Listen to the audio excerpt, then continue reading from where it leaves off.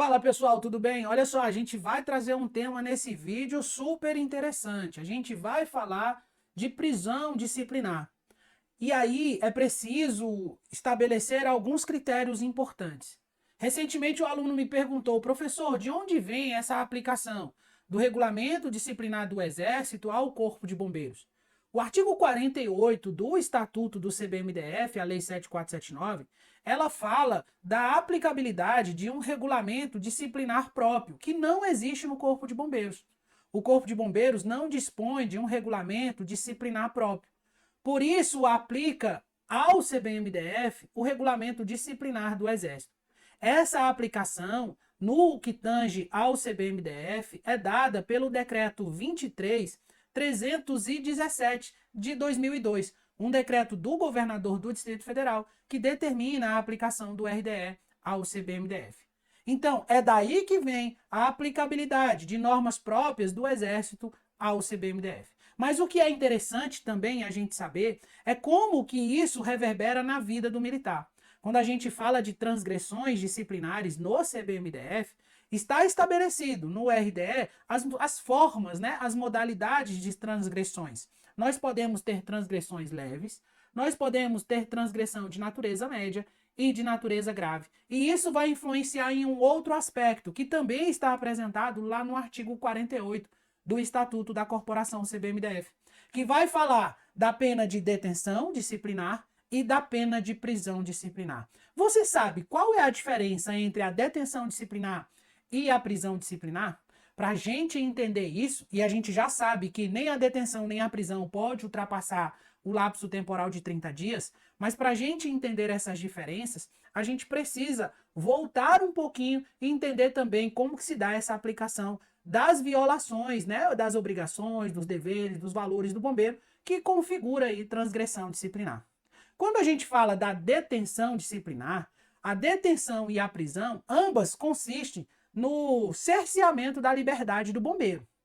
E no caso específico da detenção, consiste aí na obrigação do militar permanecer no alojamento da unidade, ou da unidade a que ele serve, ou na unidade a qual foi determinada pelo autor, né, do ato que determinou ali aquela detenção. Então perceba, ele tem que permanecer no alojamento, mas o detalhe fica por conta de que no caso da detenção disciplinar, esse militar vai participar de todos os atos de instrução e de serviços internos que tiver na unidade. Ele não fica impedido dessa participação. No caso da detenção disciplinar, ele deve permanecer no alojamento, mas ele também deve participar de todos os atos de instrução e de todos os atos de serviço que ocorrer naquela unidade.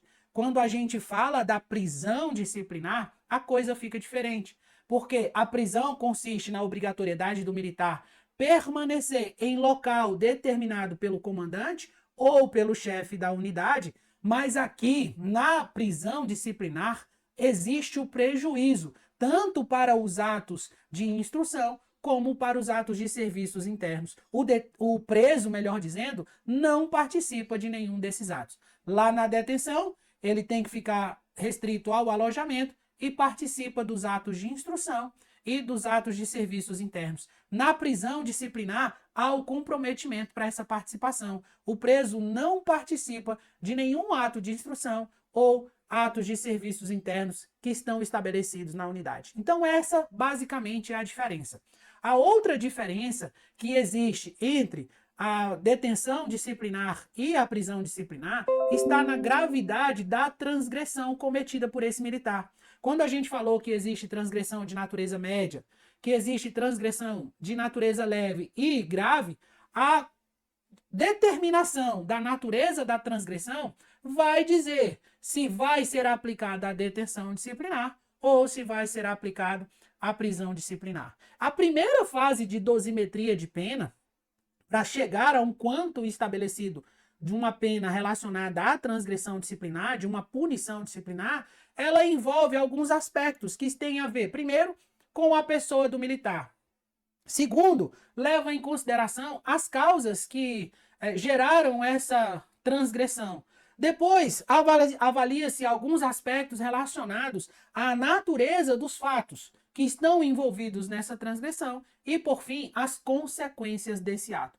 Numa segunda fase, já estabelecido a natureza da transgressão, se é leve, se é média ou se é grave, numa segunda fase vai se estabelecer outros parâmetros. Por exemplo, aplicabilidade, se vai ser de detenção ou se vai ser de prisão ou até mesmo do impedimento disciplinar, que é a obrigatoriedade de um militar não deixar a unidade, mesmo que ele participe de todas as atividades do serviço e as atividades internas da corporação, mas ele fica aí limitado a não deixar a unidade, a não se afastar dessa unidade. Numa terceira fase de dosimetria de pena, no caso das punições disciplinares do CBMDF, aplicaria-se circunstâncias atenuantes e circunstâncias agravantes. Para cada circunstância atenuante, diminui um dia daquela punição disciplinar. Para cada situação agravante, aumenta-se um dia. Então, esses aspectos são interessantes